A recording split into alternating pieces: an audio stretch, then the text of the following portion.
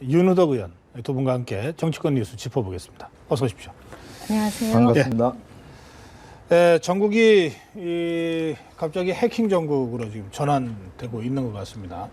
특히 새정치연합 쪽에서 강력하게 지금 공세를 펴고 있어서 더욱 그렇게 지금 가고 있는 것 같은데요. 먼저 야당의 공세 그리고 여권 쪽의 반응 이걸 한번 좀 짧게 확인해 보겠습니다.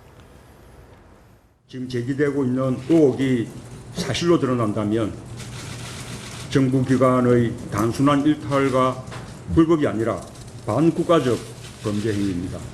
우리 당은 외부 전문가까지 포함된 진상조사위원회를 구성해서 철저한 진상규명에 나서겠습니다. 이 일은 우리 당 차원에만 그칠 것이 아니라 국민의 인권과 관련된 문제이니만큼 여당도 함께하는 국회 차원의 특위 구성이 필요하다고 봅니다. 또 국회 차원의 특위 구성을 위한 노력과 함께 부족하다면 국정조사 실시 여부도 검토하도록 하겠습니다. 네, 국정원의 해킹 프로그램 사용 논란에 대해서 야당에서는 국회 차원의 조사가 이뤄져야 한다고 지금 주장하고 있는데요. 이 문제에 대해서 검토해 보셨나요? 생각이 안 해봤습니다. 국회 정보위원회가 이번 의혹과 관련해 국정원을 방문해서 현장 확인을 실시하기로 한 만큼 사실관계는 좀 더 진중하게 지켜보아야 할 것입니다. 네, 새정치연합의 문재인 대표 그리고 안철수 의원 두 사람이 이 해킹 문제를 강하게 문제 제기하는 장면을 같이 보셨는데요. 새정치연합의 이 두 대권 주자가 지금 동시에 출전한 모양새입니다. 지금 상황, 이 새정치연합 쪽에서 지금 공세 포문을 먼저 열고 있어서 어떤지 좀 전해주세요. 이건 공세다 공세가 아니다 이런 판단 이전에 이건 불법 행위거든요. 자, 해킹이 그러니까 우리 스마트폰이나 또는 데스크탑, 노트북 이런 걸 모두 다 해킹할 수 있는 프로그램이 현실로 존재하고 있다는 게 국가기관에 의해서 확인된 겁니다. 네. 너무 많이 쓰죠. 우리가 스마트폰 없이 어떻게 삽니까? 근데 그거를 다 들여다볼 수 있고 다 해킹할 수 있는 프로그램이 존재하고 국가정보원이 그걸 가지고 있는 거예요. 자, 근데 해명은 연구용이었고 북한 또는 북한공작원에 대한 부분에만 사용을 했다라고 하는 거죠. 근데 북한공작원에 대해서 사용했다 하더라도 영장이 있거나 또는 대통령의 서면 승인이 있어야 됩니다. 근데 이 경우 그런 해명을 국정원장이 하나도 하지 않았어요. 우리 통비법에는 해킹을 합법화하고 있는 어떤 규정도 없습니다. 네. 국군 기무사가 북한을 감청하고 합니다. 그것도 대통령의 승인을 받아서 합니다. 그 합법적으로 비밀리하는 거죠. 그러면 북에 대해서 합법적이지도 않은 불법 행위로 해킹을 한 거예요. 그 자체가 애국이다 아니다 그런 논쟁 이전에 만약에 그럼 북에 대한 것이 우리 쪽 민간인에게 했을 때는 엄청난 기본권 유린이 된다는 거죠. 그렇기 때문에 이게 의혹이 사실일 경우에는 큰 사건이 되는 겁니다. 그래서 이 당력을 경주해서 확인을 해야죠. 확인하겠다 이 말씀이죠. 사실을 확인해야 됩니다. 우선. 그래서 당 차원의 진상조사위를 구성하고 또 전문가인 안철수 의원을 위원장으로 바로 임명하고 이렇게 활동에 들어갔다 이런 말씀이시죠. 이거 우리 생활에 너무 큰 영향을 미칠 수가 있습니다. 어떻게 보십니까? 저는 이게 근본적으로 국정원에서 이탈리아에서 나온 해킹 프로그램을 구입을 했다. 그리고 이걸 가지고 이제 감시를 했다 이렇게 주장을 하는데요. 저는 이런 사실이 밝혀지는 것조차 우리 국가의 보안에 문제가 있다고 생각을 합니다. 이 해킹 프로그램은 제가 알고 있기로는 2007년부터 우리 아이폰을 비롯한 스마트폰이 많이 보급이 되기 시작했지 않습니까? 그 이후에 안드로이드 폰까지 이제 보급이 되면서 우리가 이제 그 국정원에서 해외 공작원들, 특히 북한 공작원들을 감시할 필요가 있는데 이 해킹 프로그램의 성격을 보면은 10명을 감시할 수 있는 이식을 구입해서 20명 정도 감시할 수 있습니다. 네. 그러니까 우리 흔히 보면 우리가 스마트폰에 문자가 와서 누르면은 잘못해서 해킹이 되는 경우 있지 않습니까? 네. 이거를 동시적으로 20명 정도, 20개의 휴대폰 정도를 감시할 수 있다고 그러는데 네. 이 구입 시기가 2012년 이렇게 나와 있지 않습니까? 네. 이 무렵해서 이제 스마트폰이 본격적으로 도입이 되고 이탈리아에서 개발된 이 해킹팀에서 난 RCS 프로그램이 네. 2011년에 이미 전 세계 사이버 정보국에 많이 납품이 되어 있습니다. 네. 그런 입장에서 보면 20명분을 감시할 수 있는 것 가지고 이렇게 호들갑을 뜨는 것 자체가 저는 이해가 되지 않고요. 그리고 국가 보안 차원에서 그러면 그런 지금 사이버 해킹이 연일 일어나고 있는 걸 누가 감시하고 누가 그걸 지키겠다는 건지 저는 이해가 안 됩니다. 그래서 국정원에서 이렇게 제기하는 것 자체도 우리 국가 안보 차원에서는 절대 국익이 도움이 될 수 없다고 보고 있습니다. 새정치연합의 총공세는 호들갑 떠는 것이다 이런 말씀이고 국가안보에 도움이 안 된다 이런 주장이시죠? 네. 예. 근데 의혹이 있는 거죠. 그리고 사실관계를 확인해야 됩니다. 국민이 불안해하죠. 그래서 사실을 확인하고 진상을 규명해야 됩니다. 그 조사 활동을 이제 하자는 거잖아요. 그래서 정보위원회에서도 국정원에 가기로 했고 네. 또 우리 한철수 전 대표께서는 여야 불문하고 국회 특위를 꾸리자. 그리고 필요하다면 국정조사도 하자. 네. 이런 의견을 제시한 거죠. 그 사실을 확인해야 되는 게 가장 중요하죠. 근데 이런 겁니다. 이 미끼 사이트를 업데이트해서 계속 받았습니다. 그리고 1004라는 이쪽에 이제 그 창구가 해킹팀의 창구하고 한 2,000여 회 이상의 이메일을 주고받았어요. 그러면서 미끼 사이트를 계속 그 주문을 하고 그걸 만드는데 네. 그 미끼 사이트가 떡볶이집 또 그리고 뭐 어느 구청의 벚꽃 축제를 안내하는 거, 뭐 서울대학교 공과대학의 명부, 그리고 또 뭐 천안함, 그리고 뭐 이런 것들이에요.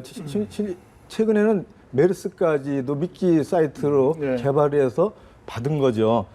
이런 걸 보면은 의심이 갈 수밖에 없죠. 대북용이라면은 민간인 사찰의 대북용이라면 의혹이 이렇게 있다. 국내에 익숙한 뭐 떡볶이나 메르스 이런 걸 가지고 미끼 사이트를 만들 리가 없죠. 예. 그래서 이런 건 좀 확인이 필요해요. 알겠습니다. 그러니까 확인이 필요하다. 이게 이런 정황으로 봐서 민간인 사찰 의혹이 있는 것 아니냐. 확인이 필요하다. 이 주장이신데요. 네.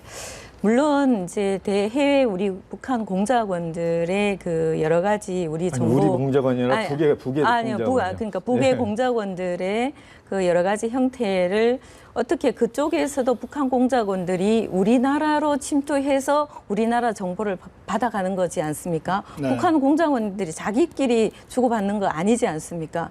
그렇기 때문에 충분히 그러한 유형의 우리 한국이 한글을 바탕으로 한 스마트폰, 특히 해외 북한 공작원들은 네. 우리나라 중고 휴대폰을 많이 쓰는 걸로 알고 있습니다. 네. 그렇기 때문에 그런 미끼 사이트가 필요할 거라고 보고 있고요. 다만 이거는 이제 국회 정보위에서 국정원을 방문을 해서 그 사용했는 프로그램이 해외 IP를 기반으로 했다든가 이런 것들은 조사해 볼 필요가 있습니다. 네. 그렇지만 저는 이런 문제 자체를 논의하는 것도 아까 말씀드렸는 것처럼 굉장히 우려가 된다는 거죠. 우리 알겠습니다. 국가정보 차원에서. 사실은 네. 이게 그 국가안보와 직결된 측면이 있어서 국회에서도 1차 정보위원회에서 이 문제를 다루지 않았습니까? 그리고 정보위원회에서는 이 비공개로 이 회의를 했고 회의 후에 여야 간사가 이 정도 선은 국민들한테 알려드려야 된다고 네, 해서 이제 나온 내용들을 가지고 저희가 지금 방송을 하고 있는 것이니까요.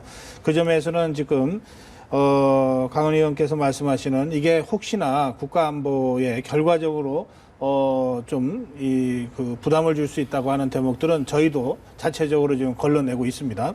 자, 그런데 조금 전에 윤우덕 의원이 말씀하시면서 대북 첩보 활동이라 하더라도 맞아면 북한 간첩 스파이를 감시하는 활동이라 하더라도 대통령의 지시나 또는 영장 없이 감청을 했다면 그것 자체는 불법이다. 아까 그런 네, 말씀을 하셨는데 예. 대한민국의 어떤 정보활동, 첩보활동도 네. 법을 넘어설 수는 없어요. 그래서 그 상대가 북한 간첩이라 하더라도 그러니까 사후적으로 예. 대통령의 승인을 받는다든지 또는 영장을 청구해서 영장에 근거해서 도감청을 한다든지 예.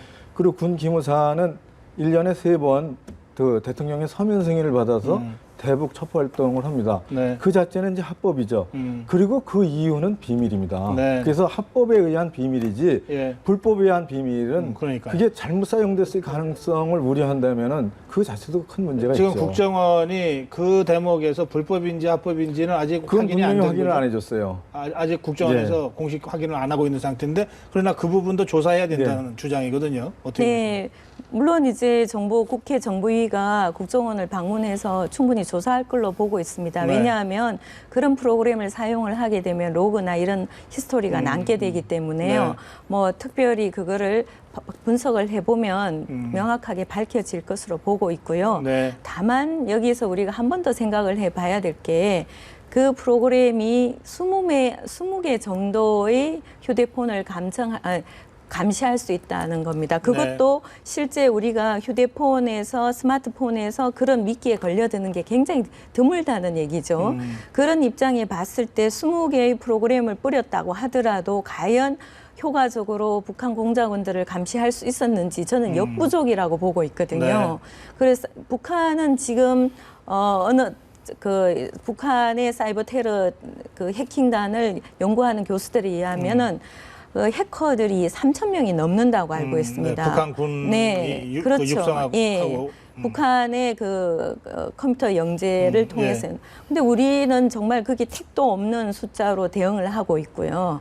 그런 입장에서 봤을 때 실제로 20개의 휴대폰을 감시하는 걸 가지고 과연 북한 공작원들을 제대로 감시할 수 있는지, 그리고 불특정 다수로 이걸 뿌려서 하는 거거든요. 네. 그러면 이 불특정 다수를 뿌려가지고 그 해외에 있는 IP, 해외에서 사용된 스마트폰에 네. 접근을 해야 되는데 도대체 이렇게 해서 우리나라 국가의 정보를 지켜낼 수 있는지 저는 정말 염려스럽다는 거죠.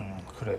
알겠습니다. 이 사실관계를 정확하게 확인하고 저는 사실에 근거해서 책임을 물어야 될 부분은 묻고 또 보완해야 될 부분은 보완해야 된다고 생각하는데 어제 정보위에서 현장 조사를 하기로 여야가 합의하지 않았습니까? 네, 그렇습니다. 제가 국정원에 이 프로그램을 가동하는 현장을 직접 가보겠다는 거죠. 여야 의원들이. 그리고 정보위 차원에서 필요하면은 정보위 차원에서 그리고 필요하면은 이 IT 기술자들도 동행해서 네. 가겠다는 건데 오늘 박민식 의원이 안철수 의원이 같이 가서 직접 확인하면 좋겠다. 왜냐하면 새정치연합의 이 특위 위원장, 조사위원장이니까 이런 제안을 좀 공개적으로 했어요. 예. 그거 어떻게 보세요? 이제 국회는 국회 정보위원회에서 국정원을 방문하기로 그렇게 네. 국정원과 협의를 한 거죠. 그건 진행이 될 겁니다. 네네. 그렇다면은 우리 당에서 진상조사위원회를 꾸렸고 그 진상조사위원회가 활동하는 것을 여당도 또 동의하고 도와줘야 되고 네네. 그리고 또 국정원도 받아들여줘야 됩니다. 네. 그리고 안철수 전 대표께서 말씀하셨듯이 여당도 합의해서 국회 내에 특위를 만들어서 여야 의원들이 특위위원으로 선임돼서 그렇게 해서 국정원을 방문해서 철저하게 확인하고 네. 또 사실이 아니고 의혹이 해소된다면 국민을 정확하게 안심시킬 수가 있는 거죠. 그 정보위 외에 별도의 조사특위를 국회 차원에서 구성하자 이런 제안을 한 거죠. 지금 우리 안철수 전 대표께서는 그렇게 제안한 거죠. 제안한 그 거고 제안의 이유는요. 더 정보위를 필요하다면 못 믿었습니까? 아니면 더 정확하게 조사를 하고 예. 그 민간 전문가들의 많은 얘기들을 들을 수가 있습니다. 네. 지금 이게 위키리스크에 폭로된 거는 100만 기가바이트, 400만 기가바이트라고 그러잖아요. 지금 이제 번역되고 그저 알려진 게 1%에 불과해요. 이 유출된 해킹팀이 해킹당한 정보를 네. 앞으로 까보면은 더 많은 게 나올 수가 있어요. 예. 알겠습니다. 저는 연혜도 의원님께서 어디서 얼마만큼의 정보를 받으셨는지 모르겠지만 그 신문에 다 나왔는데요. 저 우리 지금 이탈리아에서 만든 그 RCS 프로그램 갈릴레오 이 프로그램이 네. 실제로 세계 각국에서 지금 운영이 되고 있습니다. 우리 35개 나라. 97개 서버에서 운영이 되고 있다고. 정보기관들이죠. 예, 그렇죠. 97개 전부. 정보기관에서 운영이 되고 있는데요. 네. 지금 저는 그렇다면 문제가 터지면 특위를 만드는 거 그 자체도 저는 좀 비효율적이라고 생각하고요. 네. 그럴 것 같으면 정보위를 만들지 않고 놔뒀다가 문제가 생기면 정보위 특위를 만들든지 해야 되는데 국회 정보위에서 아니, 예. 충분히 저는 할 수 있는 일이고 국회 정보위에서 부족하다면 민간 전문가를 불러서 하면 되는 일이지 네. 무슨 사건이 하나 날 때마다 특위를 만들어서 또 이렇게 확대시키는 거 이거는 올바른 방향은 아닌 것 같고요. 물론 네. 저희 당에서 정확한 방침이 어떻게 정해졌는지는 모르겠지만 뭐 저는 뭐 굳이 반대할 생각은 없습니다만 네. 이렇게 사실이 어느 정도 근거에 두고 어느 정도 뭐 정말 이게 뭐 불법 행위가 일반 우리 한국인 민간인을 대상으로 했다든가 이런 증거가 나오면 그때 특위를 만들어도 되는 거고요. 그래서 무슨 사건이 날 때마다 특별위원회를 만들어서 또 이렇게 제대로 하기도 전부터 공세를 하는 거는 저는 적절하지 않다고 보고 근데 있습니다. 이게 이제 예. 근본적으로는 국정원에 대한 신뢰가 국민들이 그렇게 신뢰하지 않는다는 데서부터 시작하는 거 아닙니까? 네. 국정원이 지난 대선 때 댓글 사건을 일으킨 장본인이었지 않습니까? 정치 개입했죠. 그때도 처음엔 잡아떼었습니다. 아니라고 그랬죠. 그리고 슬슬 밝혀지니까 뭐 상당히 조금밖에 안 했다. 그랬는데 네. 결국 검찰의 공소장 갔을 때는 수십만 건의 댓글을 했어요. 그래서 거짓말하는 기관에 대한 국민의 신뢰가 부족하기 때문에 이런 일이 발생한 겁니다. 그런 전과가 없다면은 국정원이 사랑받는 조직이라면은 네. 지금 이렇게까지 국민들이 의아해하거나 또는 불안해하거나 그러지는 않으시죠. 알겠습니다. 이게 미국의 FBI나 CIA하고는 또 다른 거지 않습니까? 제가 오늘 아침에 다른 방송에서 그 정보위 소속의 새정치연합 김광진 의원하고 인터뷰를 했는데요. 예, 예. 제가 어제 있었던 회의에 대해서 이제 질문을 드렸는데 그 이병호 국정원장이 지금 그 일반인을 상대로 우리 국민을 향해서 그거 사용하고 있지 않다. 이것이 거짓이라면은 모든 책임을 지겠다. 이렇게 이제 답변했다고 보도됐잖아요. 네. 그 대목에 대해서 김광진한테 질문을 했더니 지금 안 하고 있다고 하는 이병호 원장의 답변에 대해서는 인정이 된다. 진정성이 인정이 된다. 이렇게 저하고 인터뷰에서는 그 답변을 했어요. 그래서 지금 이게 2012년에 이 프로그램이 도입된 거 아닙니까? 그리고 지금 2015년이고 지금 이병호 원장, 국정원장의 답변대로라고 하면 적어도 지금 일반 민간인을 상대로 하고 있지 않다고 하는 것은 이제 자리를 걸고 얘기한 건데요. 예, 저도 신문 봐서 예. 알고 있는데 그 국정원장의 얘기가 사실이기를 바라죠. 네네. 그게 거짓말이기를 바라는 사람은 아무도 없습니다. 네네. 이게 두 가지죠. 2012년 대선 총선 국면에서 불법적으로 사용됐는지 여부에 대한 의문이 있는 거죠. 그렇죠. 그거를 이제 가려야 되고 네네. 그리고 더 불안한 거는 그것이 통제되지 않고 지금 혹시 네. 민간인에 대한 도감청이나 사찰이나 해킹에 혹 사용될 수 있다라는 우려에 대해서 네네. 사실을 확인하고 사실관계 의구심을 확인은 필요하다는 해결해야 거죠? 된다라는 알겠습니다. 거죠. 예. 아니, 국정원장이 얘기한 게 그대로 맞으면 얼마나 좋습니까? 예. 그걸 또 입증을 해야 되고요. 알겠습니다. 예. 예. 저는 뭐 국정원 댓글 사건부터도 제가 그때 그 특위에 있었기 때문에 내용들을 좀 알고 있고 아직까지 대법원 판결이 좀 남아 있고요. 네. 그리고 저는 우리나라 정보 이 체계가 굉장히 약하다고 보고 있거든요.